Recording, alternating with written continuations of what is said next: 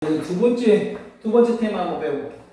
오늘 시상전개 방식 배워볼 건데, 시상전개 방식은 너무 길어요. 개념들이 여러 개가 나와서. 그래서 시상이 뭔지에 대한 부분부터 먼저 설명을 하고, 그 시상이 전개되어 간다는 게 무슨 의미인지, 그럼 그것의 기준이 되는 게 어떤 것들이 있는지 해서 대표적으로 세 가지만 먼저 설명을 하도록 하겠습니다. 그래서 시간의 흐름에 따른 시상전개, 그리고 시선의 이동에 따른 시상전개, 공간 이동에 따른 시상전개, 이렇게 세 가지 개념들을 먼저 오늘은 집중적으로 설명을 해볼게요. 자, 먼저 시상이란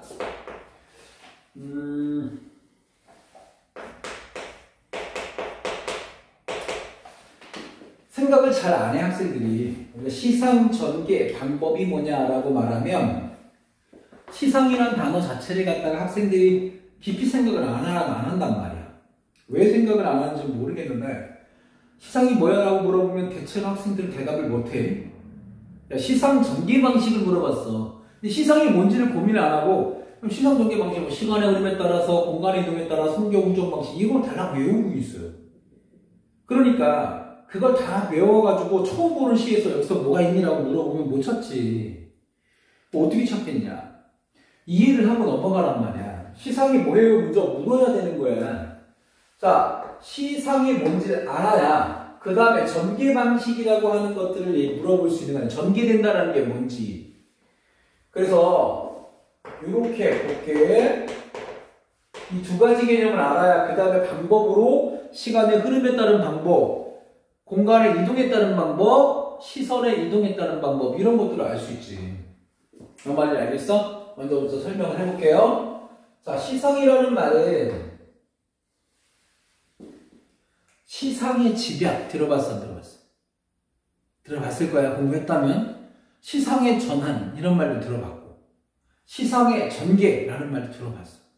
우리가 수능 기출이나 또는 현대시를 배우다 보면 시상이라는 말을 상당히 많이 써. 근데 정작 시상이 뭔지 모른다? 이런 모순된 이런 역설적인 상황이거든요. 잘 봐. 시상이 뭐냐 하면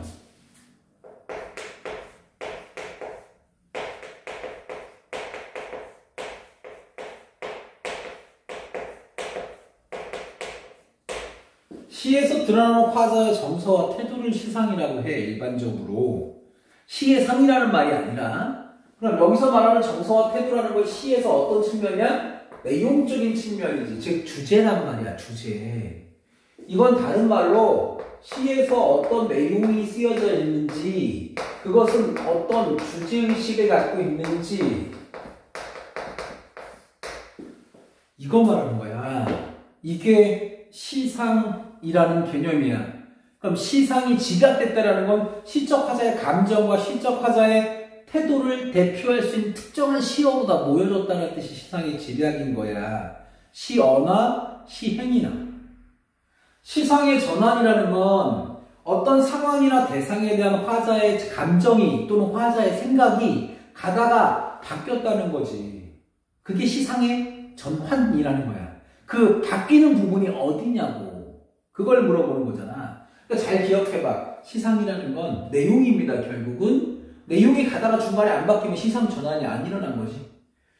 이해됐어? 시상이란 내용, 주제, 화자의 정서와 태도가 시상입니다. 전개된다라는 말은 첫 년부터 또는 첫 행부터 첫 연부터 마지막 연 또는 마지막 행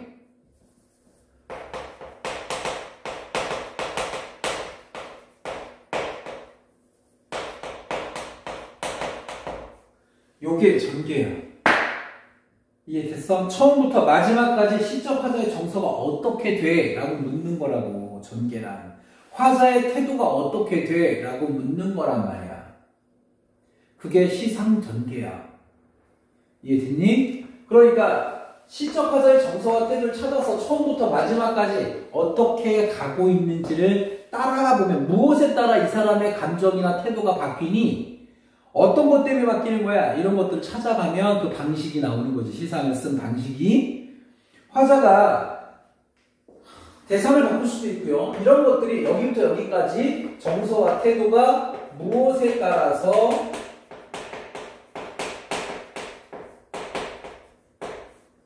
자, 무엇에 따라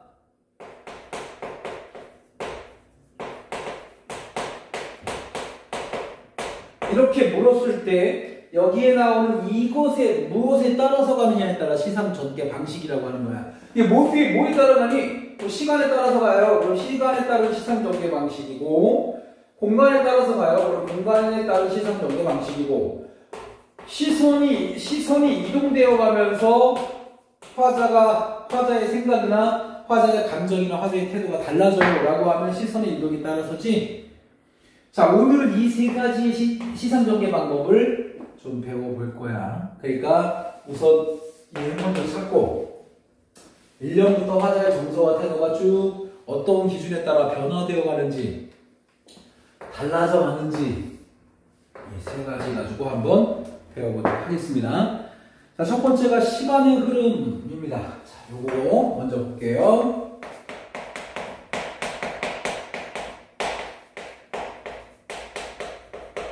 가장 많아. 우리가 시간의 흐름에 따른 시상 전개 방식을 말하면 아주 많아. 시간의 흐름이니까 봄, 여름, 가을, 겨울, 과거, 현재, 미래, 아침, 점심, 저녁 이런 것들이 시간의 흐름에 따라서 가는 거라는 뜻인데 우리가 시간의 흐름이라는 건 당연히 뭘 볼 수 있냐면 세 가지가 첫째, 시간 표지가 있겠지.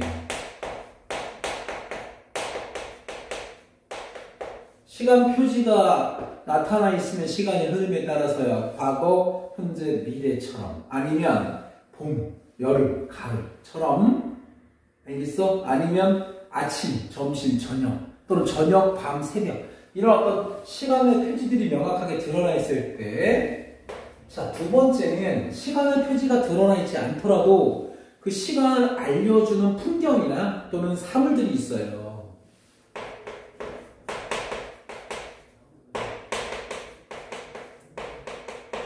이런 걸 가지고 시간을 알려줄 수도 있어. 시간의 경과를 알려줄 수도 있단 말이야. 그런 것들 생각을 해야 되잖아. 계절을 알려주는 소재들을 잘 기억해놔야 되는 거야. 그래서 그게 시간의 변화들을 보여줄 수 있기 때문에. 세 번째는 종결어미. 종결어미는 현재 시제의 선어머러미나 또는 과거 시제 선어머러미 또는 미래 시제 선어머러미 뭐 이런 것들을 가지고 시간을 우리가 짐작해 볼 수 있는 거 아닐까? 그래서 그 시간의 흐름에 따른 시상 전개는 요 세 가지, 자, 요 세 가지를 기억을 해주시면 좋겠고, 다만 참고로 시간이 흐름이라는 말에서 학생들이 자꾸만 과거, 현재, 미래 이렇게 순행적인 흐름만을 생각하는데 우리가 순행적 흐름이라고 하는 것을 우리가 시간의 흐름이라고 말하는 게 일반적이긴 하지만 여기에 역순행적인 흐름 이것도 시간의 흐름이야. 시간이 현재에서 과거로 갔다 다시 현재로 나오는 것에 따라서 화자의 정서가 바뀐다면 이건 분명히 시간의 흐름에 따른 시상의 흐름이다라고 봐야 되는 거라고. 이것만 생각하면 안 돼. 이것도 그러니까 현재에서 과거로 갔다 다시 현재로 나오거나 현재에서 과거로 회상했다가 다시 나오거나 이런 거 다 시간이 기준이 된다는 뜻이야. 이해됐지? 그래서 이 모두를 다 포함하고 있다라는 거 잘 기억해 두고 보도록 하겠습니다. 자, 예시 봐봐. 까마득한 날 하늘이 처음 열리고 어디 다구는 소리 들렸으랴. 모든 산맥이 바다를 연모해 휘날릴 때에도 차마 이곳을 범하던 못하였으리라 해서 까마득한 날 들리앗 할 때 여자의 과거시 선어머럼이 있죠. 못하였으리라 해서 이 어태의 어시라는 과거시 선어머럼이 보여. 끊임없는 광음을 부지런한 계절이 피어선 치고 비록 큰 강물이 비로소 길을 열었다 해서 어시라는 과거시제 보이지. 자, 이게 다 과거란 말이야. 지금 눈 내리고 매와 양이 홀로 아득하니 내 여기 가난 노래의 씨를 뿌려라 했습니다. 지금이란 단어가 표시가 되어 있잖아. 시간 표지상. 그래서 과거에서 지금 현재 그 다음 다시 천고 뒤니까 천고 뒤. 천고가 뭔지 모르겠지만 지금부터 시간이 흐른 어느 시점 미래란 말이야. 미래. 이해됐죠? 그래서 요거도 시간 표지에 따라서 현재, 과거, 현재, 미래의 시간 흐름을 그거에 따라 시적 화자의 정서나 태도가 달라지고 있다, 생각이 달라지고 있다는 걸 찾아야 돼. 자, 또 하나 볼게요. 여승인데, 여승은 합작을 하고 절을 했다. 가지치 냄새가 났다. 쓸쓸한 낯이 옛날같이 늙었다. 나는 불경처럼 서러워졌다. 과거형이에요, 다. 그쵸? 과거형이야. 평안도 어느 산 깊은 금전판. 나는 파리한 여인에게서 옥수수를 샀다. 잘 봐야 돼. 여승을 만났다. 됐니? 근데 두 번째에서 뭐라고 나오냐면 파리한 여인에게서 옥수수를 샀어. 어떤 여인에게서 옥수수를 샀어요.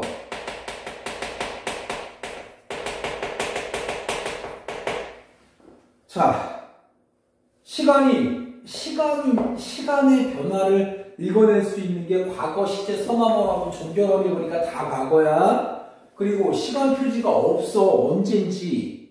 그리고 사물이나 풍경과 같이 시간을 알려주는 요소들이 하나도 없는 시야, 이 시는. 알겠니? 그러니까 이 시에서 우리가 이것이 시간의 변화인지 공간의 변화인지 시선의 이동인지 우리는 알 수가 없지, 지금. 잘 보세요. 여인은 나원이 딸아이를 때리며 가을밤 같이 차게 울었다. 자, 옥수수 샀고 아이를 때리면서 겨울밤같이 차게 울었던 여인의 모습이야. 자, 섣벌같이 나아간 지아를 기다려 10년이 갔다. 지아들은 돌아오지 않고 어린 딸은 도라지 꽃이 좋아 돌무덤으로 갔다. 죽었다는 얘기죠. 야, 어린 딸이 도라지 꽃이 좋아서 돌무덤으로 간 게 그냥 돌무덤으로 갔다는 게 아니라 돌무덤으로 죽은 거잖아요. 그래서 아이의 죽음.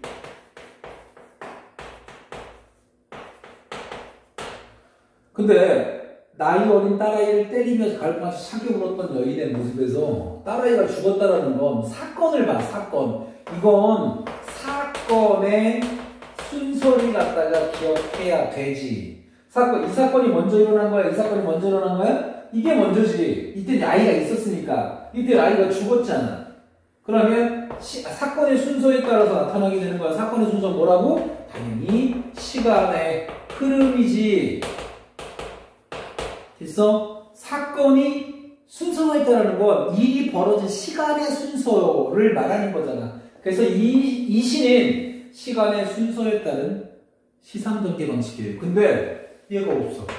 뭘로? 사건의 순서를 가지고 시간의 흐름을 찾아야 되는 거야, 얘는. 무슨 말인지 됐죠?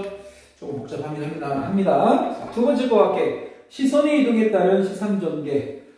자, 일반적으로 시선의 이동이라고 말하면 시선의 이동은 보는 대상에 따라서 보는 대상이 달라질 때 보는 거예요. 거기 보듯이 위에서 아래, 아래에서 위, 먼 곳에서 가까운 곳, 가까운 곳에서 먼 곳으로의 이동인데 여기서 중요한 건 시선의 이동은 화자의 위치가 바뀌지 않은 상태로 화자의 위치가 고정된 위치에서 대상을 순차적으로 묘사하는 방식.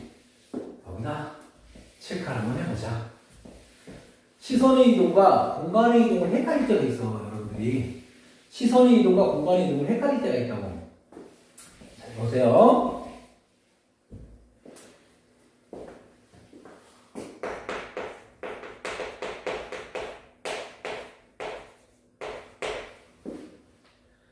시선의 이동에 따라서 그러면 얘들아 장소 이동이 없다는 뜻이야.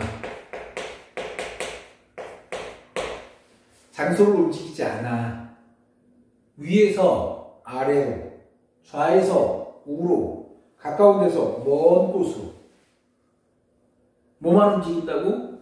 시선만 움직이는 거야. 혹시 그런 영화에 보면 가끔씩 주인공이 막 뭘 먹고 있는데 파리 한 마리 날아다녀. 중국 영화 같은 데 보면 있잖아. 젓가락으로 밥 먹으면서 이렇게 잡잖아. 그치? 그때 눈이 파리를 쫓아다니죠. 뭐에 따라서야? 시선의 이동에 따라서. 이 사람이 어느 장소를 옮기는 게 아니라 여기 서서 눈이 움직이는 거잖아.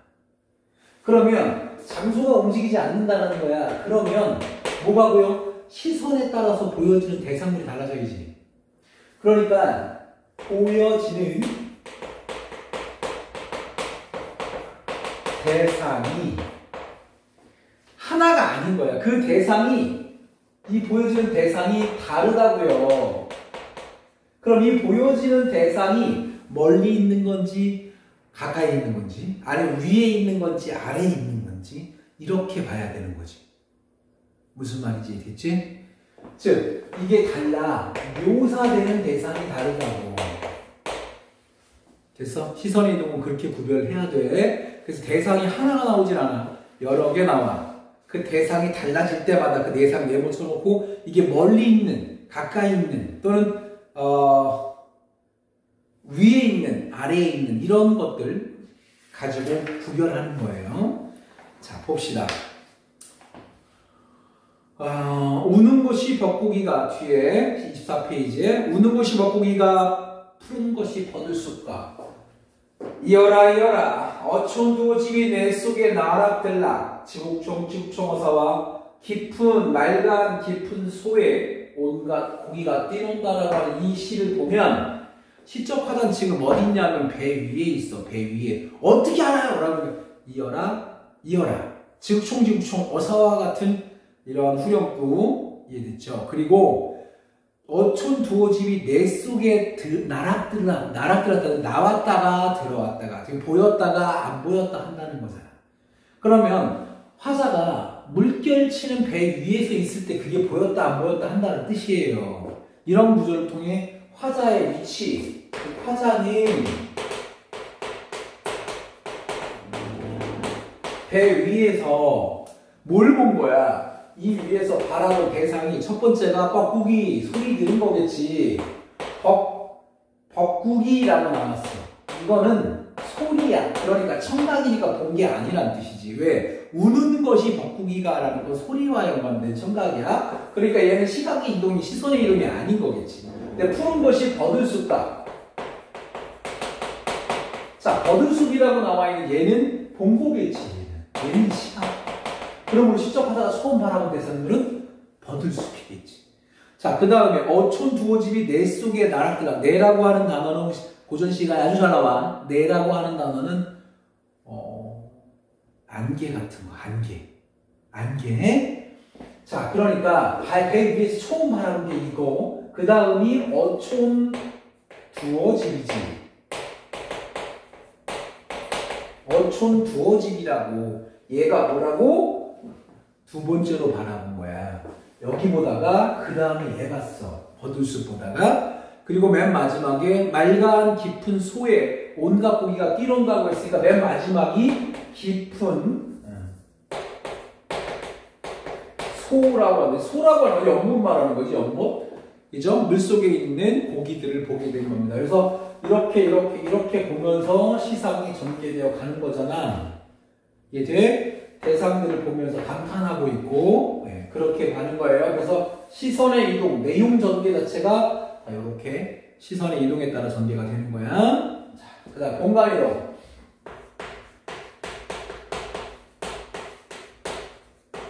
자, 공간의 이동에 따른 시선 전개 방식을 찾아라라고 말하면 우리가 공간의 이동이라는 건 장소가 바뀌는 거야. 그치? 우리 눈에 뚜렷하게 그 장소들이 바뀌는 게 보여야 돼.